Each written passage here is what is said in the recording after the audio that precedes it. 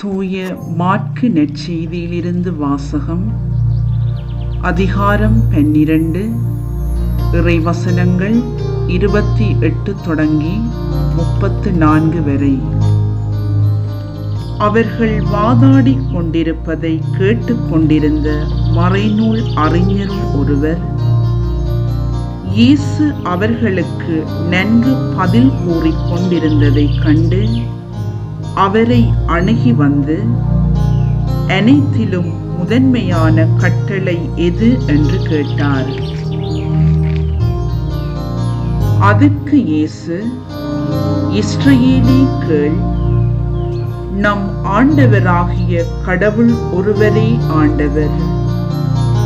உன் முழு இதயத்தோடும் முழு உள்ளத்தோடும் முழு மனத்தோடும் முழு ஆற்றலோடும் உன் ஆண்டவராகிய கடவுளிடம் அன்பு கூர்வாயாக என்பது முதன்மையான கட்டளை.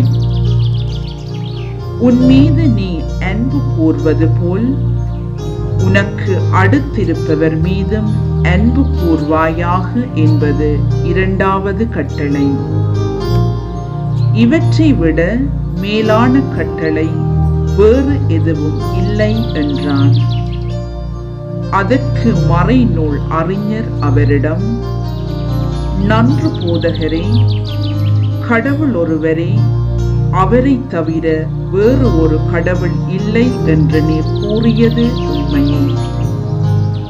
அவரிடம் முழு இதயத்தோடும் முழு அறிவோடும் முழு ஆற்றலோடும் அன்பு செலுத்துவதும், தன்னிடம் அன்பு கொள்வது போல் அடுத்திருப்பவரிடமும் அன்பு செலுத்துவதும், எரிபலிகளையும் வேறு பலிகளையும் விட மேலானது என்று கூறினார்.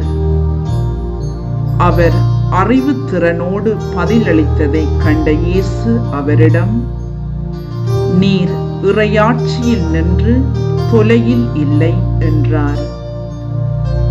அதன்பின் எவரும் அவரிடம் எதையும் கேட்க துணியவில்லை. இது ஆண்டவர் வழங்கும் அருள் வாக்கு. கிறிஸ்துவே உமக்கு புகழ்.